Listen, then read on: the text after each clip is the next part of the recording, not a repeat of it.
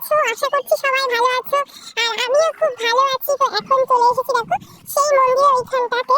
তো আমার মনারা দৌড়ে দৌড়ে চলে এসেছে। তো এই দেখো আমার মনারা দেখো এই যে এইখানে আছে আমার একটা বান্ধবী দেখো ডান্স করছে। আর ওই যে আছে আমার মাম্মামও আছে চিধাচি না।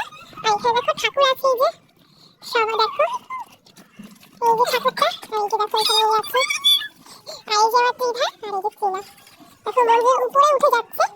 দেখো এখানে একটা গরু আছে গরু।